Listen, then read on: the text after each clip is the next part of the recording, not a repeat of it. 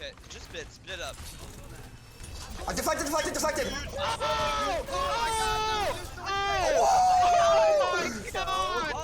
Oh my god, let's go, boys.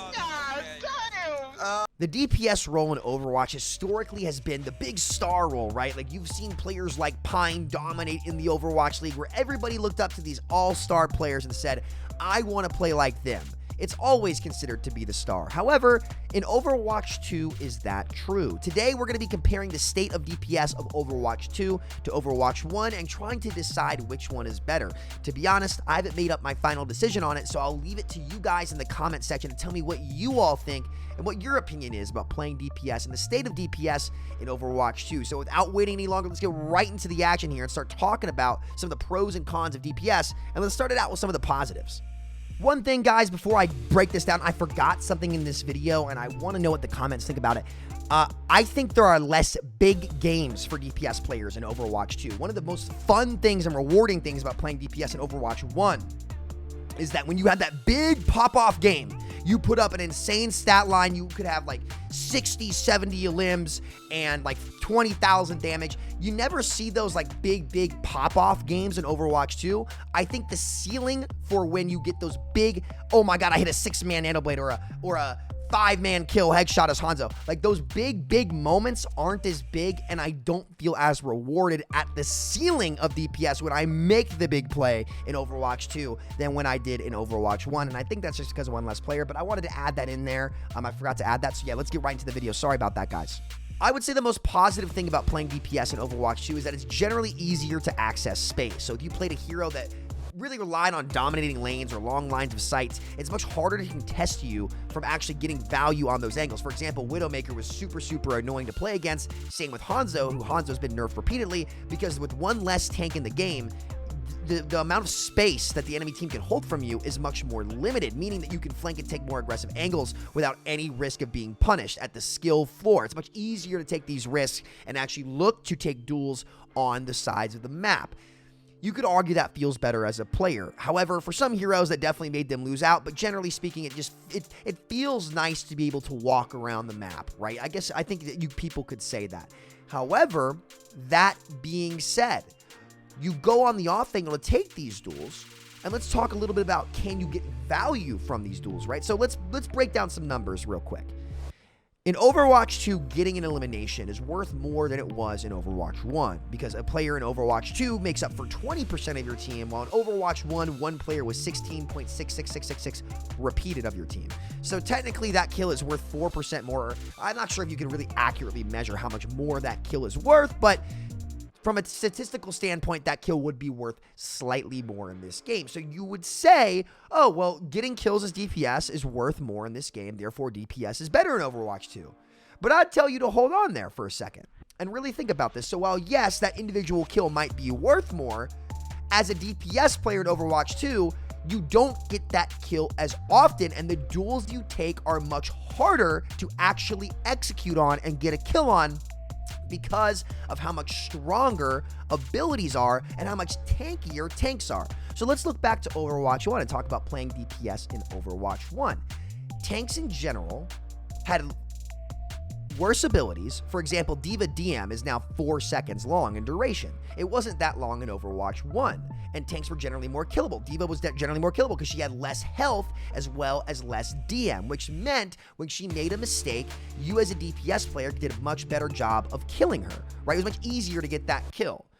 Especially for a hero like Zarya, for example, who now can double bubble herself. If you were playing Hanzo and you headshot a 400 HP Zarya, well, she was down to about 150 health, which means you could then, I believe, is that a one-shot? No, it's not a one-shot. You do 125 as Hanzo, or 120, I believe. So you would get her very low. It was much easier to win a 1v1 against tanks, especially when they misuse their cooldowns. They were generally way more punishable. But in order to make up for the lack of a second tank and make tank not feel miserable constantly getting one shot, right, they had to give tanks much stronger abilities and much more forgiveness when they individually made one mistake. Now, for that tank player, it doesn't feel any better, but on the DPS side of things, like, you're not able to kill these tanks with a single set of cooldowns if they've completely misused theirs. It's never going to happen anymore, right? That could happen in Overwatch 1. So there were not just one tank on the team that you could actually find an opportunity to kill and an opening to kill on the other team if you made the misplay, but there were actually 2. So you had a lot of options as a DPS player to go look for an entry kill on the other team.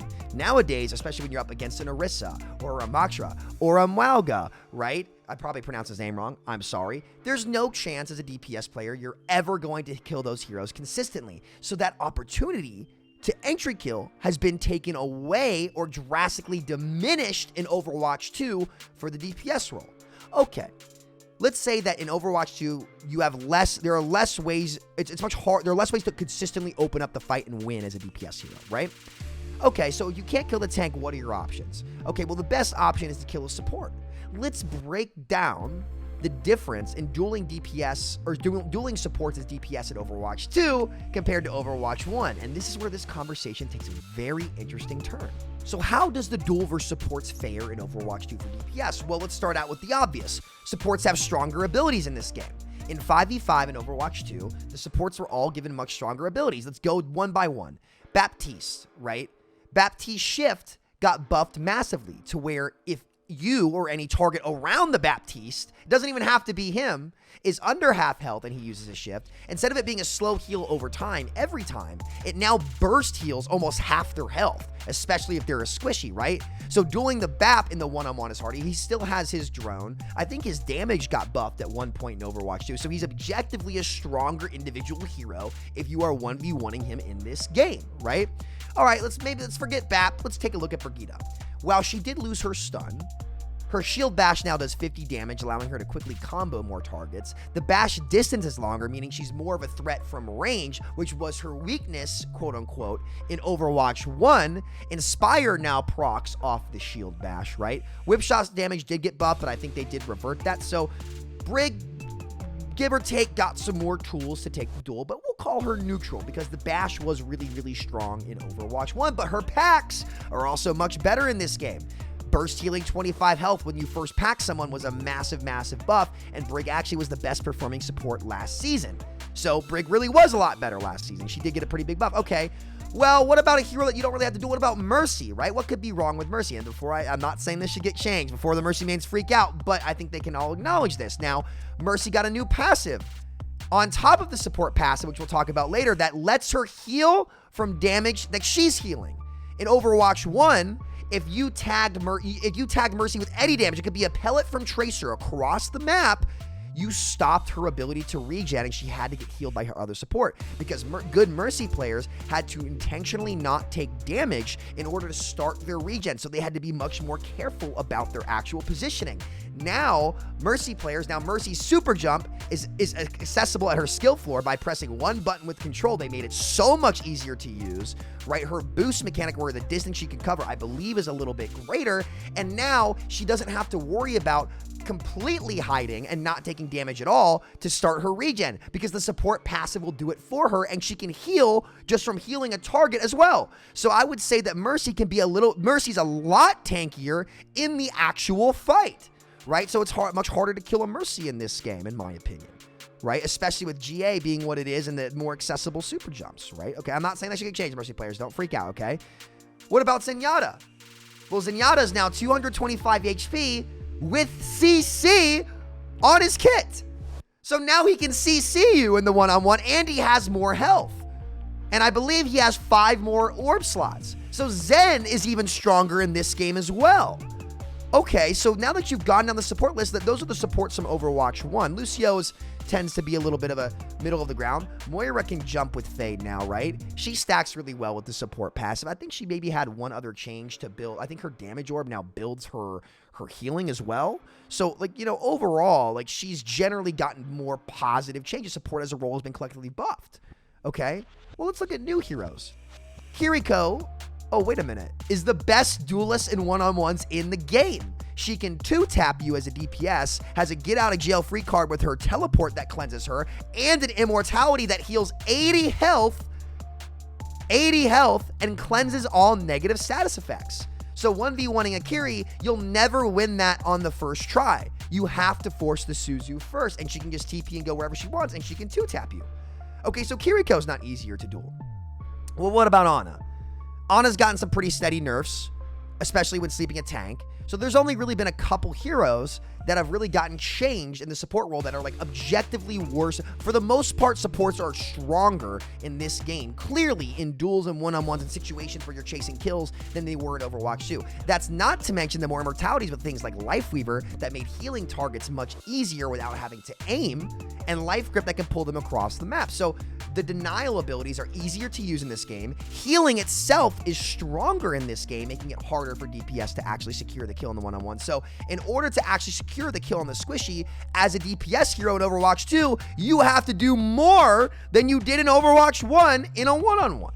You are fighting a more uphill battle. The degree of difficulty, I should say, that might be a better saying, is higher in this game when dueling supports, which is the most valuable kill.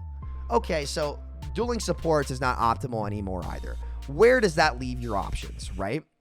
Well, it's to take the other DPS, right? You need to duel the other DPS. And so that leaves it as the best option. It's just way more one-dimensional in that you have to just duel the other DPS. Or, because there's not an off-tank, you have to force the support cooldowns first and then go duel the other DPS, right? So without an off-tank to help you do that, you've had to take on more of that responsibility as a DPS player. For example, as well, if there's a lane that's more open, well, there's not an off-tank to help that for you. So if there's a Widow sitting in the back of the map, now you have to go Sombra as a DPS player. You have to be the one to control those lanes. So you've also assumed more responsibility, right? Okay, let's push this past the dueling supports and forcing the immortality abilities that are all your responsibility. While in Overwatch 1, you really only had to do that for Baptiste and Brigitte. You didn't have to do that for the original cast. Nobody really complained about the original sports. They were all pretty killable. Okay, let's move forward here. Let's talk about passives, passive abilities, right? Compared in Overwatch 1, every hero is pretty even, right? You could build a ton of ult charge off of tanks to get your ults faster as DPS, right? That was a big advantage. If they picked a big bulky comp, you as a DPS player could play well and build your ult first by pumping damage into those tanks before the supports could build their ults. But now, because the tank passive not only makes it so tanks are less boopable, but they give less ult charge, you aren't rewarded with your ult first as a DPS player before the supports because the tanks are feeding less ult charge as a part of the 5v5 tank passive, right? Okay. So you don't get less ult charge. What about the support passive? The support passive is the best passive for taking duels in the game. It is by far the best. In a chip duel and a chip fight, supports can just chip at you as much as they want because they'll never have to use their cooldowns on you, right? You really saw this in the poke meta where DPS at high-level play were insta-Qs because the supports and sustain were so strong, nothing you shot at died. The role felt miserable to play. You weren't able to get reward from anything you were doing because the abilities in Overwatch 2 have to be much stronger, and DPS heroes, generally speaking, received more nerfs coming into Overwatch 2 than in Overwatch 1. Echo was massively nerfed, with Echo Copy and her beam damage being reduced. Ashe, Bob got some big nerfs in this game. Hanzo has had Sonar get nerfed, his max damage headshot get nerfed, so now he can't even one-shot Mei and Reaper anymore because one-shots became too oppressive with the lack of a second tank. Some other DPS heroes like Genji got nerfed very heavily into this game. And while you have seen some get some changes, like Sombra had to get her change, Tracer had some big nerfs that just had to get reverted. They had to buff her because she was so obsolete in Season 7. They had to buff Tracer to compete with the power of the rest of the roles, right? Reaper doesn't even have an identity anymore because tanks aren't killable because they have to be immortal, because if they're not immortal, they're the only tank and it feels miserable to play and they'll just explode. So Reaper doesn't even have an identity anymore. And the support passive just lets them be better duelists from poke and range than before, because like heroes like Kira can just TP away and start healing, while you as Tracer have to kite to get a health pack. The supports don't have to do that. You're fighting an even more uphill battle, while your passive got gutted in Season 1, and it's only reload speed increase, which nobody notices, and heroes like Hanzo don't even have a passive. It's 9 seasons, we're about to be 9 seasons into the game, and a hero like Hanzo doesn't even benefit from the role passive. And yet none of them have been changed really extensively since Season 1. So let me ask you this, guys. With role passives being a big disadvantage, the DPS one being the weakest, I think the disparity between DPS and the other roles are actually worse in this game than it was in Overwatch 1. I think the gap between the roles has gotten wider than ever before, in which the best value to get DPS is to counter swap their tank into a matchup that generally favors you and makes it easier for you to get value. So what are your best options as a player, right? You have to duel the enemy DPS. This has forced a much more one-dimensional style of the game and a one-dimensional style of Overwatch without as much depth. I personally find that to not be as enjoyable, because what made Overwatch so fun for me at the skill ceiling, and this might not be true for low-level players, which is why I'm asking you guys in the comment section, how do you as low-level players, I'm sorry, I don't want to assume my entire chat's plat, but for you low-level players out there, how does that make you feel? Do you notice these things in your experience as well? Because it's a really big conversation to have. For me personally, that one-dimensional style of DPS, I don't find to be as enjoyable. I find it to have a lot less depth than Overwatch 1 did, at least. And I don't want to make this video 6v6 or 5v5, but, you know, it's more so Overwatch 1, Overwatch 2. So it's a big part of the discussion, but it's not the whole thing, right? Back to the more average ranks, like this feeling wasn't something that average level players had to deal with previously, because now what's ended up happening is every single hero in Overwatch 2 has been made to be more like the problematic heroes in Overwatch 1. So instead of trying to fix those characters that made Overwatch 1 so frustrating, the answer for Overwatch 2 was to make a lot of the characters be more like the Sigma, Orissas, Baps, and Briggs of Overwatch 1, instead of taking Sigma, Orisa, Bap, and Brig and making them like Ana, Reinhardt, and heroes that were beloved by the community, Zarya in Overwatch 1. Instead, we made every character less punishable by default in Overwatch 2, particularly in the tank and support roles.